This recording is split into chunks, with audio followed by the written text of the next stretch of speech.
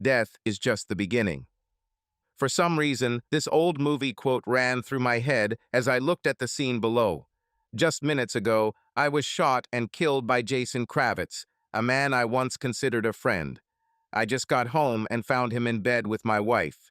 We got into a fight, and he ended up shooting me with my own gun. Paramedics were preparing to take my body away, and several police officers were already talking to my hysterical, sobbing wife. I felt sorry for her, and I would have cried too, but I couldn't. I suddenly felt like I was being sucked into some kind of giant space vacuum cleaner.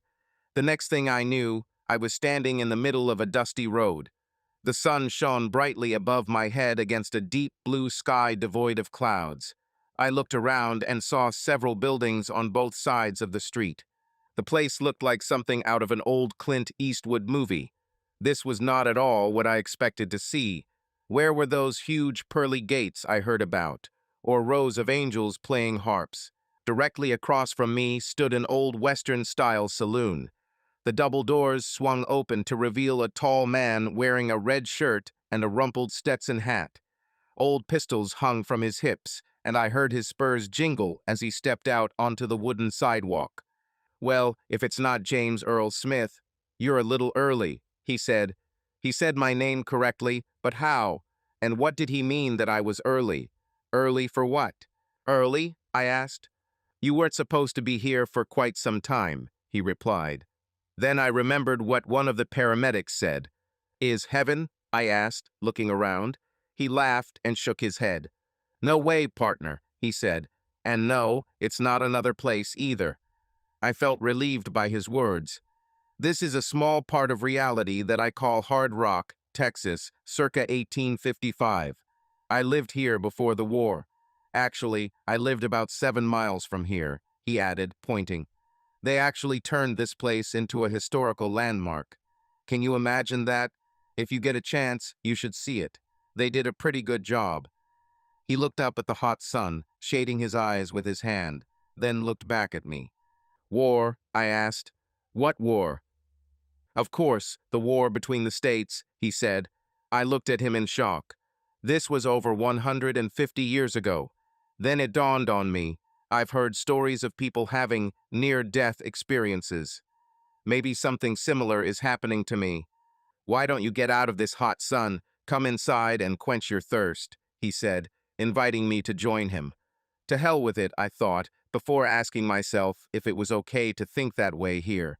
I crossed the street and went up the steps. He waited patiently and allowed me to enter first. I noticed that it was much cooler here than outside. He led me to the bar where we both sat down. "My name is Peace," he said, holding out his hand. "Justice, oh, Peace. My friends call me Eli." "Can I call you Eli?" I asked. He smiled and looked me over before answering. "Probably," he said.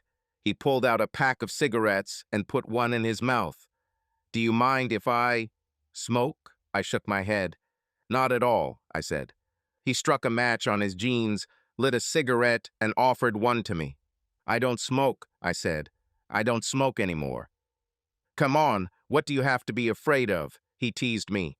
What could happen? To hell with it, I thought to myself, taking a cigarette. He struck the match again on his jeans and brought it to the cigarette as I took a drag. I expected to cough, but was surprised that this did not happen. "She's much softer than I thought," I said. He laughed. "Of course," he said, "my own special blend." He turned to the bartender. "Jake, 2 shots, please. Give us good things, not the rubbish you give everyone else." The bartender chuckled, took out 2 shot glasses, and poured some whiskey into them. Ely drained his in one gulp and put the glass back, signaling to the bartender to refill it. "Leave the bottle," he said. I raised my glass and took a careful sip. I half expected it to burn my throat like, well, hell, but it didn't. It almost tasted like sweet tea with flavor. There was a taste, but I couldn't tell exactly what it was. I took a chance and drank it all, just like Ely did. He smiled and nodded his head before refilling my glass. "So I'm dead?" I asked. He looked at me and shook his head. "Not really, partner," he said. "Almost, but not quite. If there was, we wouldn't be sitting here now. But I heard the paramedics say I was gone, I said. They always make mistakes, he said. Right now, they're just starting to realize that you still have a pulse. Very soon, they will take you. You're really lucky. If this bullet had gone just a little to the left, you would have been dead for sure. What about Jason? I asked. That guy who shot you? Now there is a hunt for him. Don't worry, partner, he'll be caught. But you don't believe it yourself, do you? I asked. I have faith in the law, he said. Besides, you have more important things to worry about. For example, life. You want to live, don't you? He asked. Yeah, I guess, I told him. But I don't know what I should live for. He leaned back on the bar stool, took a drag from his cigarette, and looked at me carefully. He then pointed to a spot behind the bar where a large, thin monitor appeared out of nowhere. In it, I saw my wife, Margaret, sobbing, surrounded by police. Apparently, she was in a local hospital. What about her? Don't you want to go back to her? Ely asked. For what? I asked. Looks like she's already found someone else. Even if she doesn't stay with him, she won't be alone for long. Eli shook his head. Son, this woman won't last 3 months without you, he said. And you know it. She has something to answer for, and yes, she made a mistake, succumbing to the influence of a bad person. She's not perfect, but neither are you.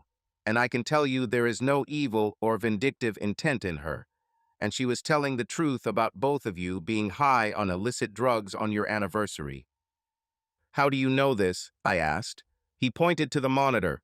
I looked and saw the interior of the downtown nightclub where Maggie and I went that evening. I saw us clinking glasses as we toasted our marriage. Then I saw us dancing.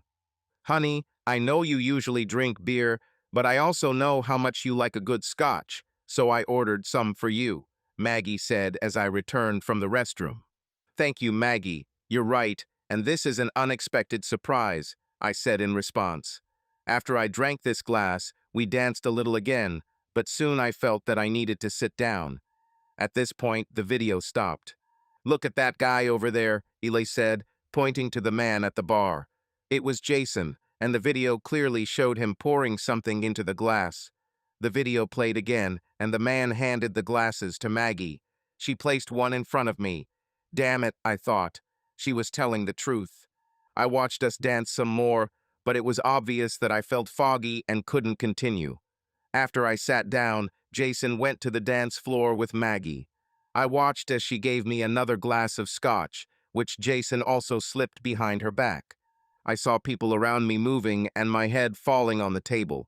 They laughed and mocked. Maggie joined in the fun, and it was clear that she herself was feeling bad. Then he and Jason picked me up and carried me, half asleep, out of the club and into the limousine. At this point, the video stopped. I don't think you want to see the rest, Ely said. They took you home, Jason took advantage of your wife, and they both abused you. Remember, your wife was out of her mind and just following Jason. But she lied to me, I said.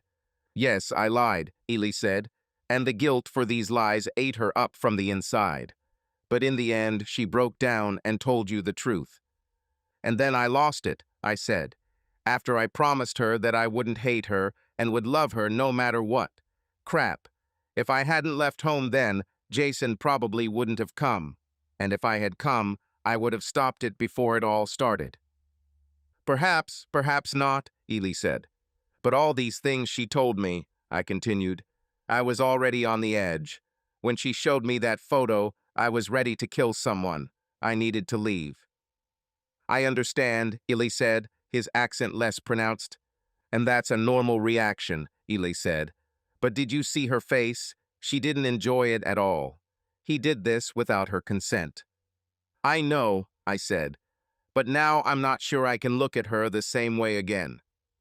If you leave her now, Jim, knowing what you know, her death will be on your conscience forever, Ely said. And this is not a burden you want to carry, believe me. And before you say anything else, remember that there is no guarantee that you will ever see her again. I looked at him in shock. Are you sure about this? That she will die in a few months? She's already thinking about death, Jim, Ely said. She might last a couple more months, but it will be hard for her. Every night she will cry thinking about you. She will see you in every corner of the house. Every time she feels a cold breeze, she will think it is you. Every time she hears a strange sound, she will think it is you. And one day she will come home with a bottle of pills and alcohol, lie down, and never wake up. What do I need to do? I asked. First of all, you need to live, and you can't do that here. Secondly, you need to forgive her as you were forgiven, he said. But I never. He raised his hand to interrupt me. You said it yourself, Jim, Ely said. You looked at other women and thought about sleeping with them. For him, thinking about it is the same as doing it. But you were forgiven a long time ago. Now you need to convey that forgiveness to Maggie. She couldn't stop what happened to her. She thought she could protect you by keeping it to herself.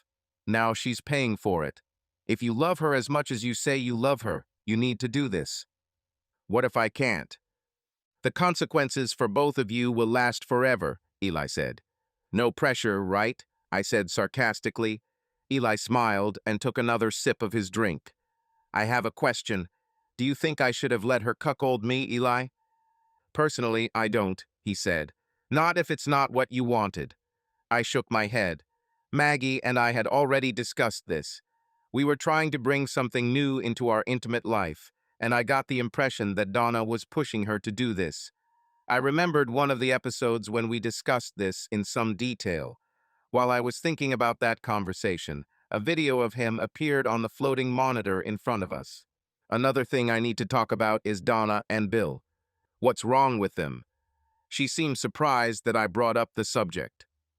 When we were there, Bill asked me if you and I had discussed the possibility of adding someone to our sex life. What does it mean? Have you and Donna talked about this? I asked. Now she looked away from me and took a deep breath. Yes, we talked about it, but I didn't try to lead to it, and I'm not sure I would like it. Donna told me that she and Bill have a special relationship. I came across information about this on the internet, but didn't read much. Why? What do you know about this? It's not easy, and I don't know how to say it softer, so I'll say it like it is. I don't want there to be any problems or secrets between us. Complete honesty. This statement alarmed me, and I silently waited for the continuation. Donna and Bill have tried a lot of things.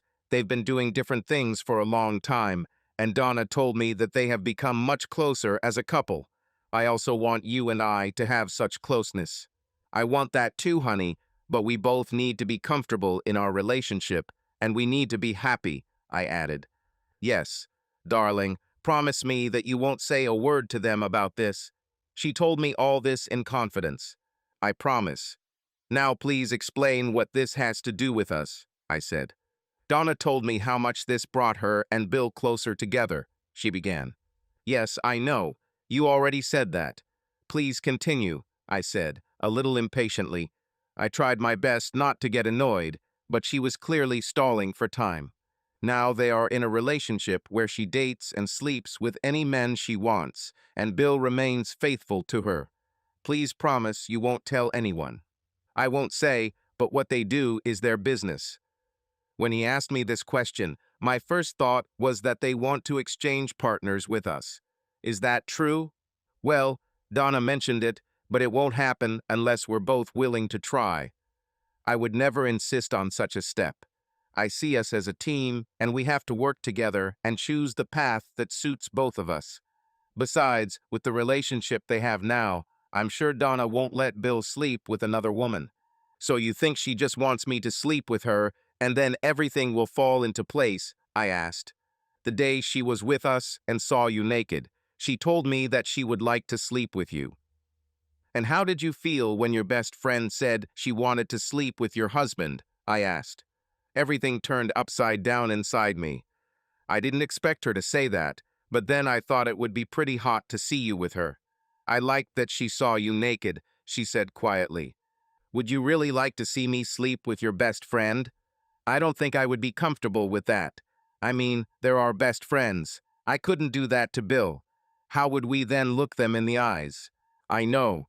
You're absolutely right, and I thought so too. I'm glad we agreed to keep our relationship with them as a friendship, she said. It sounds like you're thinking about trying everything they tried, I said. What's wrong with thinking about new things? Nothing. And I think I've been saying this over and over again, but we both have to agree, and that's why these conversations have to happen. I like it when you show yourself. I always thought you had a beautiful body, and I'm proud of you. I agree, and thank you, she said. Have you ever thought about another woman? You can be honest. You won't hurt me. You know I'm a voyeur. I like to look at beautiful women, and yes, I thought about what it would be like with some of them. But I never acted on those thoughts. I've always thought like this.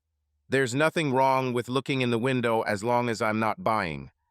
And besides, I don't want to be with another woman. You are all I need. Why? Do you want to try with another man?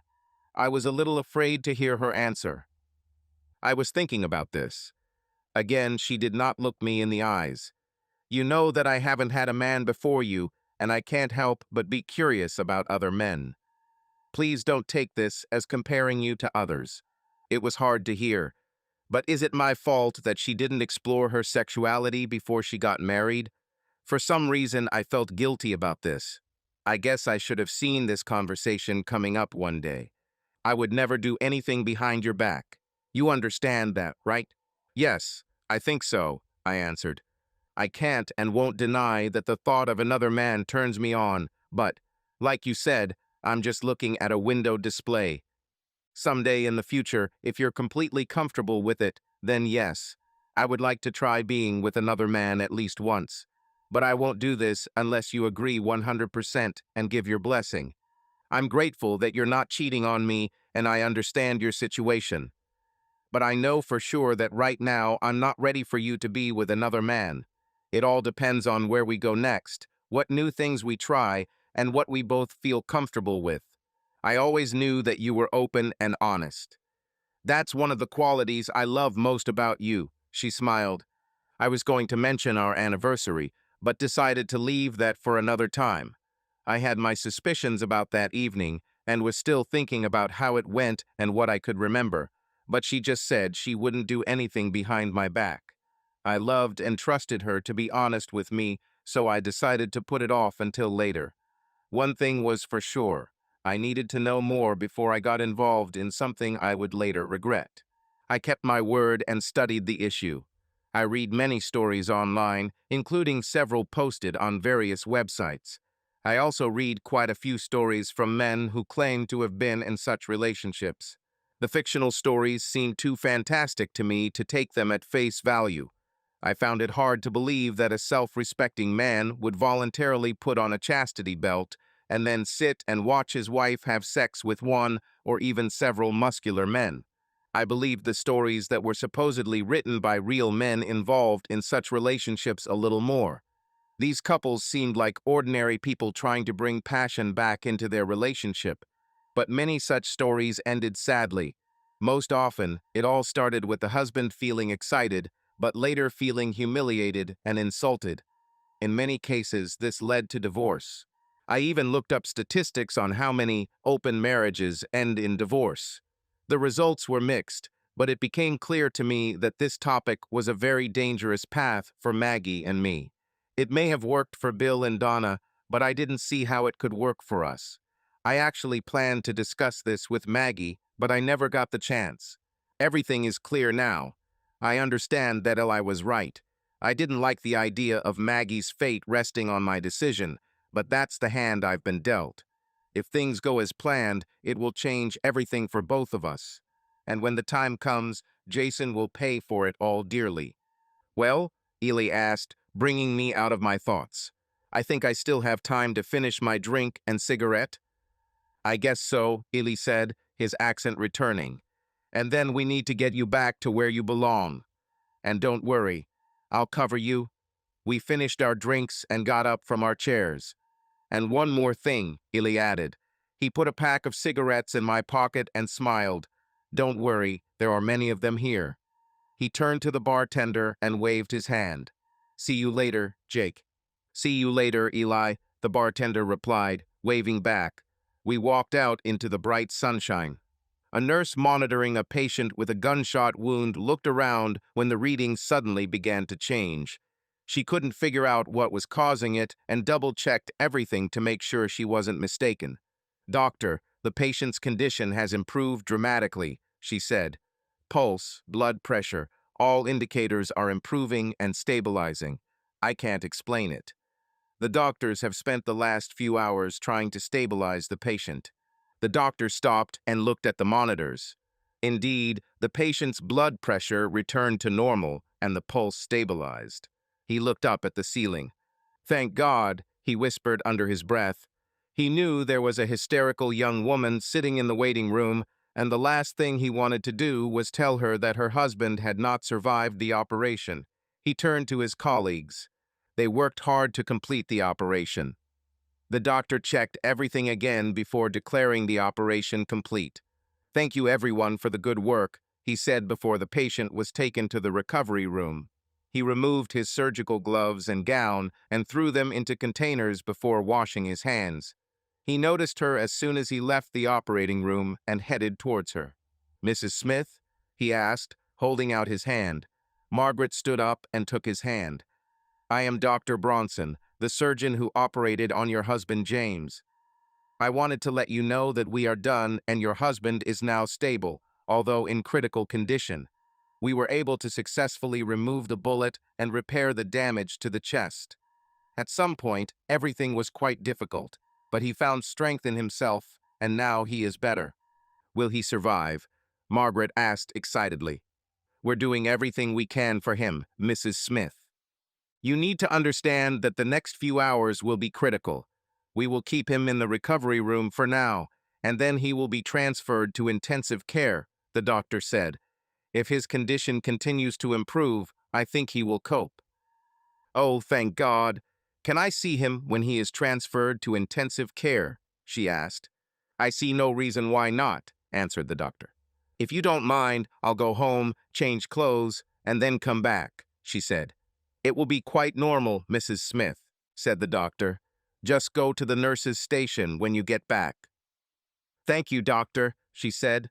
Yes, Margaret thought to herself as the doctor left. "Jim will get better." She took out her phone and called Donna. "Yes," Donna answered the call. "Donna, it's me, Maggie. Sorry for the late call, but I just heard the news. It looks like Jim will be fine. They completed the surgery, and he is now in intensive care. The doctor said he was stable, although in critical condition." "That's great news, Maggie," Donna replied. "I'm going home to change clothes, and then I'll go back to the hospital. Could you and Bill meet me at home? I'm still afraid while Jason is free," she said. "Of course, Maggie, no question. We'll meet you there," Donna said. "Thank you," Maggie replied, ending the call. When she got home, she saw Bill and Donna's car. They met her at the door, and they all looked at the police tape that had been left behind, stretched across the entrance. Maggie opened the lock and paused for a moment before entering. The atmosphere in the house seemed oppressive, almost as if the building was haunted by a demonic spirit. "Are you okay?" Donna asked. Maggie shook her head. "No, not really," she replied. Gathering her courage, she entered the house. Bill and Donna followed her. "What have you heard about Jason?" "It's on the news all day," Bill said. "They are still looking for him. Maybe there are updates. Can I turn on the TV?" "Turn it on," Maggie said. Bill took the remote control and turned on the local news channel. "Authorities are still searching for Jason Kravitz, a suspect in a shooting that injured an Oak Hills man this morning," the anchor said. A photo of Jason appeared on the screen. A hospital spokesman said the victim, James Smith, was in stable but critical condition after hours of surgery. Police are asking the public for help and warning that Kravitz is armed and extremely dangerous. Stay tuned for further news. Bill turned off the TV. "Are you sure you can stay here alone?" Donna asked. Maggie shook her head. "No, I won't stay here. I'll be as close to Jim as possible. I'll rent a motel room where I can pay for a week's rent. I'll live there until he gets better," she said. "I just need to take a shower and pack some things." "Is there anything we can do to help?" Donna asked. "Just keep an eye on the house, okay?" Maggie asked. "If you want, I can call a professional cleaning service to come tomorrow," Bill offered. That would be great, thank you, Margaret said. Margaret headed to the bathroom, where she took a shower and washed herself thoroughly. After she got dressed, she packed enough clothes to last her for a few days and packed a couple of suitcases and a bag of clothes. She felt sick because of what happened earlier that day. A tear rolled down her cheek as she remembered the paramedic telling her that her husband was gone. Fortunately, he survived the shot and surgery, but she wasn't sure about their marriage. She said a silent prayer, hoping Jim would forgive her. She gathered her things and headed downstairs. Bill saw her struggling to carry her suitcases up the stairs and rushed to help. They helped her carry her things to the car and then hugged her. "Let us know when you'll be in the room and please keep us posted," Donna said. "We'll come see Jim when he's allowed to have visitors." "Thank you," Margaret replied, returning Donna's hug. She quickly hugged Bill and thanked him too. Then she got into the car and drove away. I felt moisture on my face as I slowly regained consciousness. There was something hard in my mouth, and I realized that it was a tube supplying oxygen to my lungs. Opening my eyes, I saw Margaret's face above me and realized that the moisture I felt was her tears. I tried to raise my arm, but I couldn't raise it too high. The intravenous drip was in the way. Margaret noticed my movement and looked up. I saw tears running down her face, and I felt sorry for her. When she realized that I was awake, she smiled and kissed my face. Even without makeup, she was the most beautiful woman in the world to me, and I felt lucky to have her around. "Oh, thank God you woke up," she said. "I need to tell the nurses about this. Don't go anywhere." Yes, as if it could happen. She ran out of the room and returned a few minutes later with 2 nurses. They checked my vital signs and examined me carefully. "I'll let Dr. Brunson know," one of the nurses said before leaving the room. I tried to speak, but I couldn't. My lips and throat were too dry. Another nurse noticed this and gave me an ice cube to suck on, which helped a little.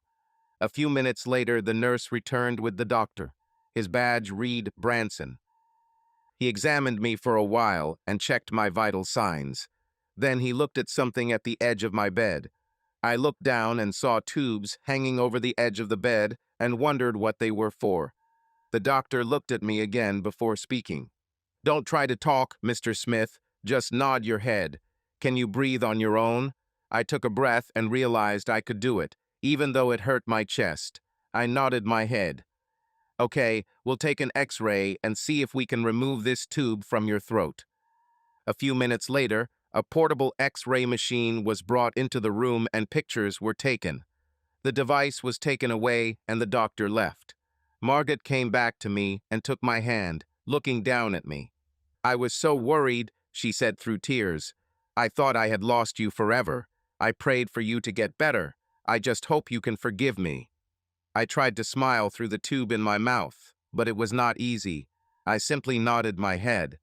Half an hour later, the doctor returned to my room. "Good news," he said. "Your lung appears to be healing well, and it appears we have removed all the fluid from it. We will remove the tubes from your chest and throat so you can breathe on your own." I simply nodded my head as the doctor and nurses began to work. After a while, they finished and Dr. Brunson sat down next to me. Using a stethoscope, he listened to my chest while I took several deep breaths. It was terribly painful, but I managed. "Does it hurt to breathe?" he asked. I nodded my head and croaked, "Yes." "It's normal," he said. "I will give you something to help you recover your lungs. The nurse will show you how to use it. It's pretty simple. You need to insert the tube into your mouth and exhale as hard and as long as possible. I want you to use this at least 3 times a day." "You're a lucky guy, Mr. Smith," he added. "I thought we lost you a few times. I put you in a medically induced coma after surgery so you could recover. You have been in this state for the last 6 days." 6 days? Wow, your wife was a real fighter, Mr. Smith, he said. "She was there for you every day. You are lucky in many ways. The police have also posted a guard outside your hospital room in case the shooter wants to return to finish what he started. I'm going to keep you in the IQ for another day, maybe 2. Then we will transfer you to a regular ward. I want to keep you here for at least another week. We'll start your therapy and see how things go. In the meantime, relax and don't stress, okay? I nodded my head. Fine, I'll be in touch. When he came out, I looked at my wife. Indeed, I am a happy person, I thought to myself. She looked at me and tears streamed down her face. Finally, she leaned towards me and kissed my cheek. I missed you so much, she said, crying. You can't even imagine how glad I am that you finally woke up. When that paramedic said you were gone, I felt like a part of me died too. I can't live without you, Jim. I hope you know that. I smiled weakly and nodded my head. I understand, I said. I understand a lot more than you think. I saw her look up at the corner of the room and followed her gaze to the television set in the top corner. She took the remote and turned up the volume so we could hear everything. This is an urgent message from Eyewitness News, the anchor said. Authorities say they have arrested Jason Kravitz, a suspect in the shooting that injured James Earl Smith last week. According to documents obtained by Eyewitness News, Kravitz faces charges including attempted murder, sexual assault, and blackmail. Prosecutor Marvin Morrison said he intends to seek the maximum sentence allowed by law. A rather tall, thin man with curly hair appeared on the screen. The screen read, Marvin Morrison, District Attorney. We intend to prosecute Mr. Kravitz to the fullest extent of the law, and I will ensure that he spends the rest of his life behind bars, Marvin told a reporter before leaving. Then they showed the presenter again. A hospital spokesman told Eyewitness News that Mr. Smith's condition is improving. Stay tuned for more updates on this story. Margot turned off the TV.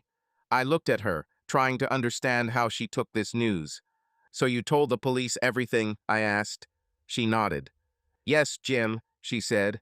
I showed them all the pictures Jason gave me. Every single one.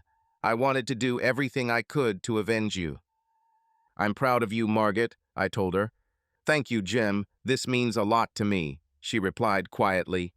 Although I understand that this means that we will soon get divorced. Why do you think so? I asked. I saw your expression when you walked into the room and saw me with Jason. I noticed that you were disgusted with me. I don't blame you. I won't resist. Divorce is your decision. Whatever you want, it will be yours. Whatever I want. Yes, she replied. All? Anything? Did I understand you correctly? Yes, anything. I won't argue with you. If you want everything without alimony, it's yours, she said. You know what? Let's talk about this later, okay? Now I'm hungry and a little tired.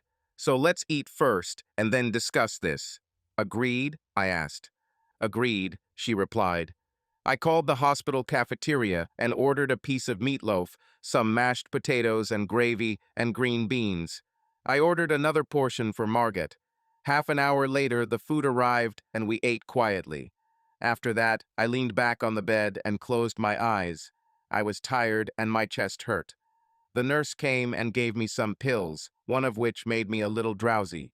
Let me get some sleep and we'll talk, okay? I asked Margaret. She nodded her head. Okay, honey, she said. Sweet dreams. I'll be there when you wake up. I love you. I smiled. I love you too, I said, falling asleep. Jason Kravitz lay on the bed in his small solitary confinement cell. It seemed to him that something moved in the corner of the cell, and he focused his attention on that place. As he watched, he saw the shadows begin to gather and form into a figure. Soon a tall man in a worn-out Stetson hat appeared in front of him.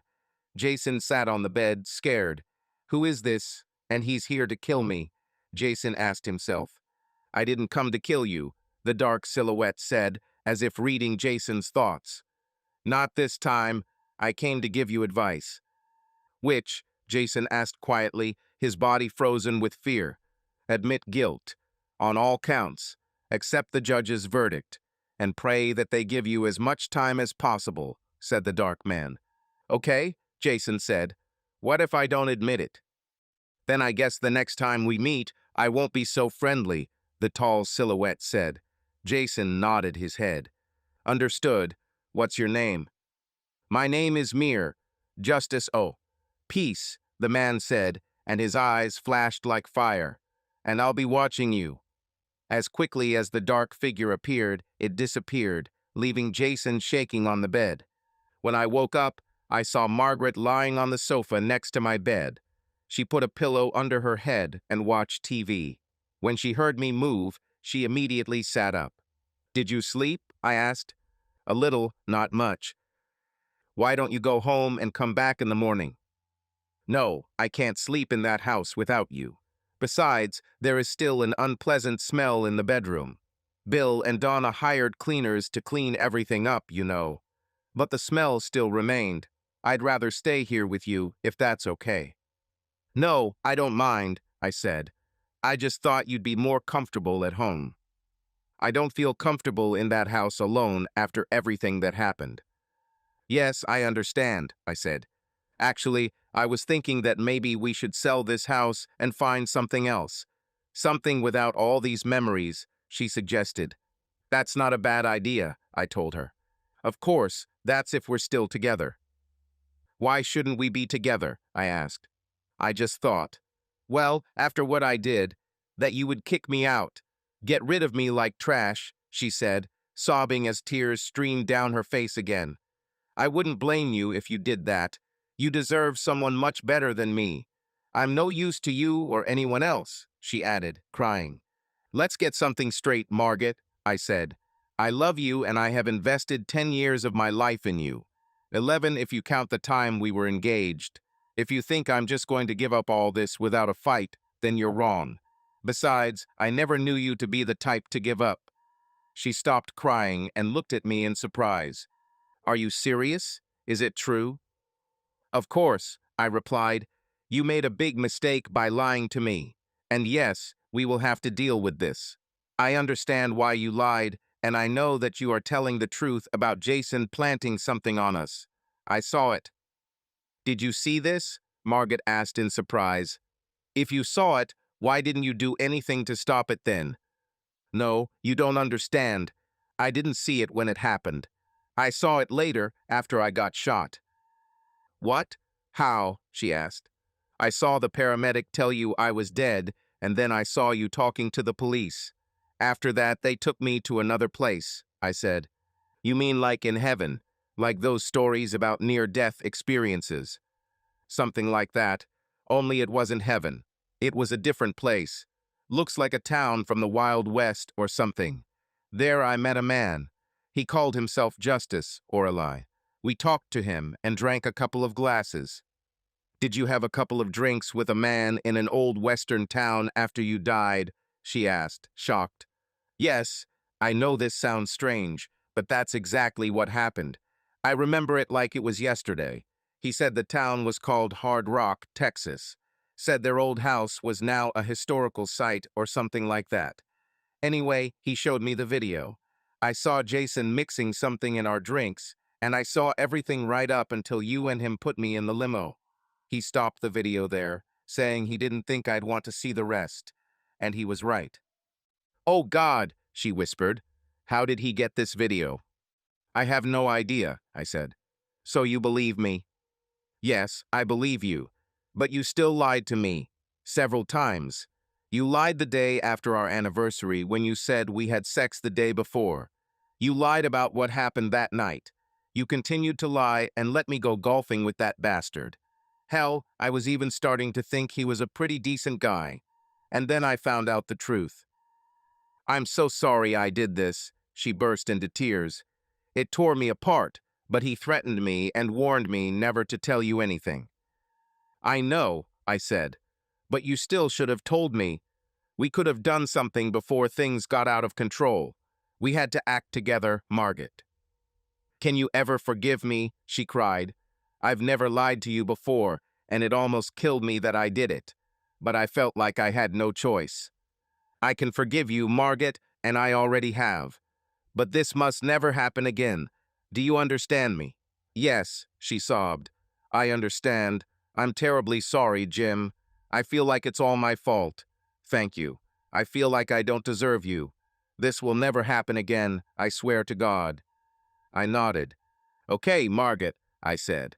"I believe you, but we will still need to discuss some things." So you're not going to put me out on the street? No, Margaret, I'm not going to. I love you and cannot imagine my life without you. But some things will have to change. Whatever, honey, she said. I will do anything to keep you in my life. I love you so much. And I love you, I said. And I've liked some of the things we've been doing lately.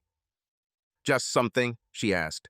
I liked what we did at home, and I liked how naked you were when you went out to get the mail. And I admit, I liked it when you played the role of my slave.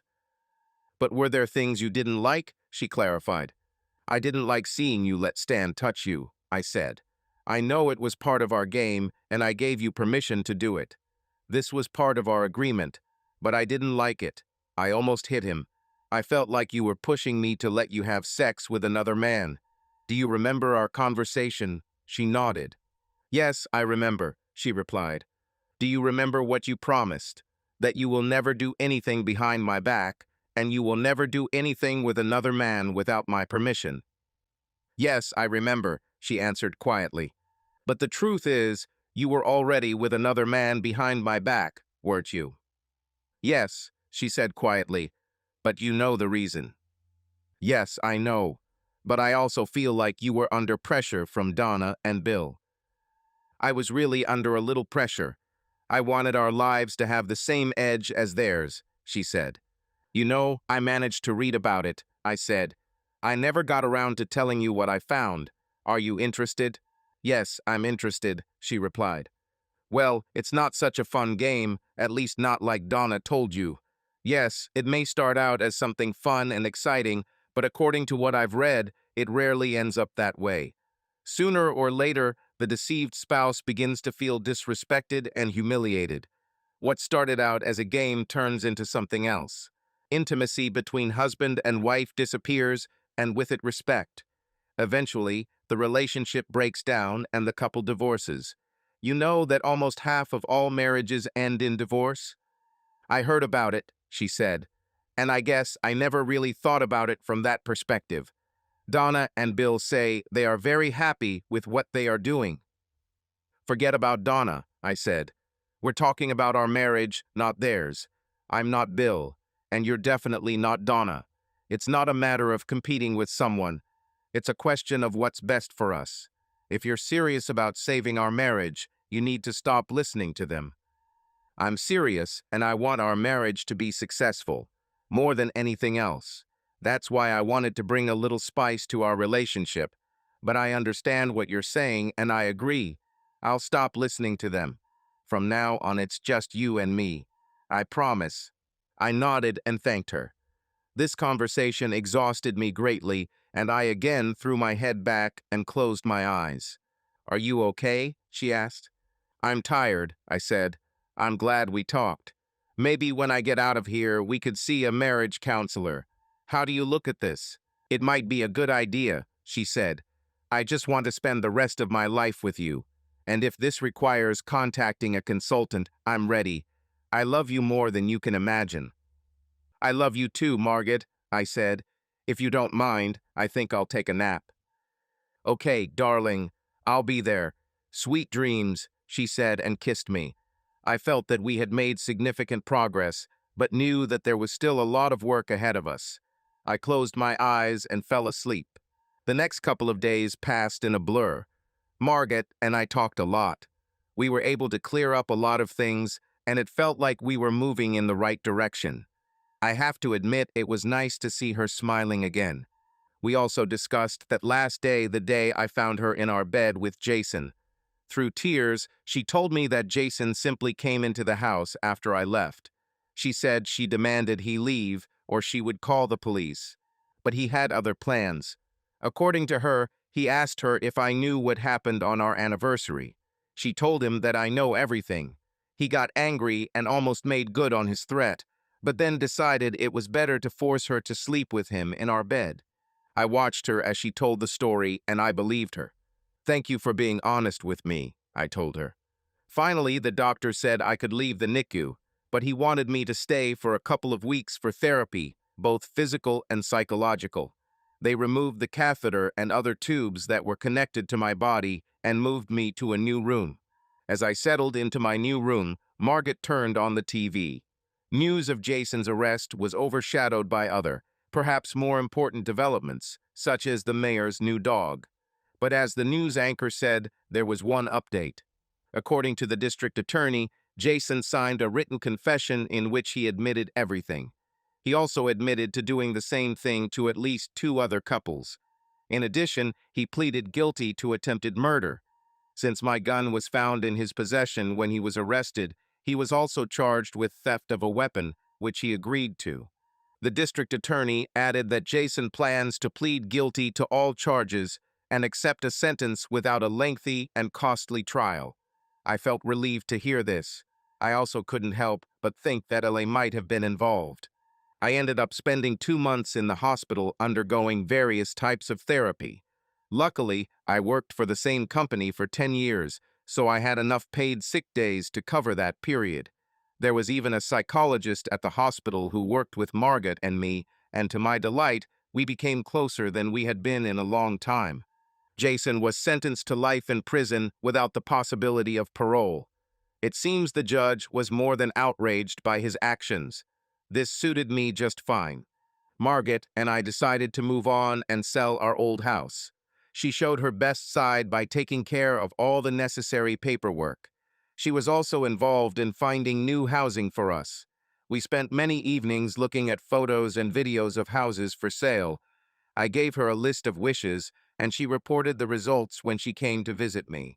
6 weeks later, we found a house we liked and put down a decent deposit. By that time, the old house had already been sold, so we were fine.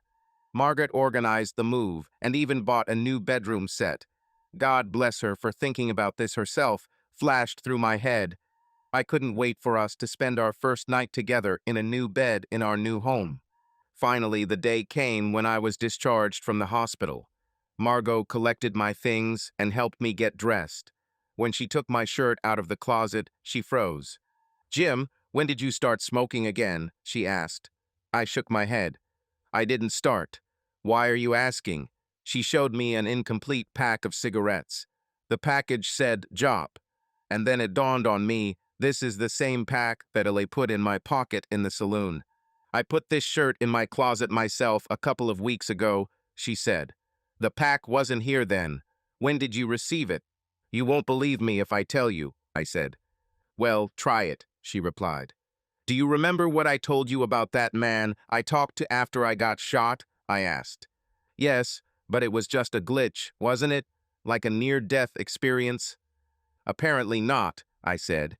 "He put this pack in my pocket before we left that old town." She was about to throw them in the trash, but something made me stop her. "You know, I'd like to keep them if you don't mind." "As you wish, but I don't want you smoking in our new house," she said. "Agreed," I replied, putting the pack in my pocket. Margaret took me home, and I even had enough strength to pick her up and carry her over the threshold. It was a new start for both of us, and we both knew it. She literally turned my head that night in our new California king-size bed. We didn't see Bill and Donna very often after we moved, but Margaret kept in touch. It seems that Margaret has made it clear to Donna that she is happy with our relationship as it is, and that she is not interested in any more games outside the home. I was told that I wouldn't be able to return to work for a couple of weeks, so I started thinking about what we could do in the meantime. And then an idea came to me. I opened MapQuest and checked out a small town in Texas. It turned out that a relatively new historical monument had appeared not far from its borders. When Margaret returned home that evening, I approached her. "Honey, what are you thinking about going to Texas for a couple of days?" I asked. "Texas," she asked again. "I think it would be nice. Are you planning anything specific?" "Yeah, a little town called Hard Rock," I said. "Well, I think that will be fine," she replied. Smiling, I made all the necessary preparations, and a couple of days later, we flew to Hard Rock. Hard Rock was not like the dusty town I'd seen earlier, but it had a certain western frontier town feel to it. I drove my rental car through downtown and stopped at a Walgreens to buy a card. We parked next to a large police SUV that looked like it could withstand a gunfight. I went inside and started looking for a map when a large man in a sheriff's uniform approached me. I was stunned to see his beard and patch over his left eye. "Are you new in town?" he said, looking at me. "Can I help you with something?" Yes, Sheriff, maybe," I replied. "I'm looking for a map of the area to find the old Jones house. I heard that it is now a historical monument." The sheriff nodded and smiled. He then took out a card and handed it to me. "Easy to find," he said. "Just stay on the main road out of town and watch the signs. It's impossible to miss." "Thank you, Sheriff." Caldwell," I said, reading his badge. I noticed several stripes on his uniform and wondered what they were for. Probably because he is the harshest and scariest guy on the planet, I thought to myself. "You're welcome," he replied in a Texas accent. "Welcome to Hard Rock." He raised his Stetson and headed out, waving to the cashier. I paid for the card, grabbed a couple of soft drinks, and happened to see a photo that made me freeze in my tracks. It was a photograph of an old saloon taken just after the Civil War. I recognized this place immediately. It was the same saloon where I met Eli. "Are you all right?" asked the cashier. Yes," I replied. "This old saloon, where was it?" "Right down the street," the cashier said. "If you look closely, you can still see the remains of the old facade." "Incredible," I said. After I paid for the card and drinks, Margaret and I moved on. Like the sheriff said, finding the old house was quite easy. You just had to follow the signs. When we got to the old house, we were struck by how small it was. I parked the car and we walked around, reading the information signs that were posted throughout the site. I couldn't imagine what it was like to live here without electricity and running water with hot and cold water. We walked through the tiny adobe house, marveling at how 6 or 7 people could get along in such a small space. They must have been a very close-knit family to live like that. I stopped at one of the stands and saw a copy of a page from the diary. According to the plaque, it was a diary entry written by Eli's wife, Elizabeth, after the Civil War. April 3rd, 1868, the date in the diary read, "I know that my beloved Eli died many years ago, but I can't help but feel like he's still here. Sometimes I feel his presence and smell his cigars. He died fighting for justice and peace, and I can't help but feel like he's still out there somewhere, continuing his fight. Farewell, my love, wherever you go. I will always love and adore you." I showed this entry to Margaret, who teared up when she read it. I looked up and saw an enlarged photo of a man in uniform next to a horse. I recognized this man immediately. It was Eli. A chill ran through my body as I looked at the photograph. "That's him, Margaret," I said, pointing to the photograph. "This is the same person I spoke to." Tears came to my eyes as I looked at the photograph. All this really happened. All. Margaret looked at the photo with me. For a moment, I thought the man in the photo smiled, but I chalked it up to my imagination. However, I felt that I owed something to this man. "Thank you, Eli," I said quietly. Margot looked at me before speaking. "Are you okay, Jim?" she asked. I looked at her beautiful face and replied. "Yes," I replied. "Everything's fine. From now on, it will be." We spent the rest of the weekend in Hard Rock and then returned home. A few weeks later, when I returned from work, Margaret ran up to me with a huge smile on her face. She hugged me and kissed me. "That's what I mean by greeting," I said. "What's happened?" "Guess what?" she said. I shook my head. "Don't know." "What?" "You're going to be a dad," she announced. I screamed with joy, picked up my beloved wife, and spun her around. Yes, I thought, life is good. And the adventures continued. Subscribe to our channel so that your love doesn't cheat on you, and go ahead and listen to the next story, because this story is nothing compared to the next one.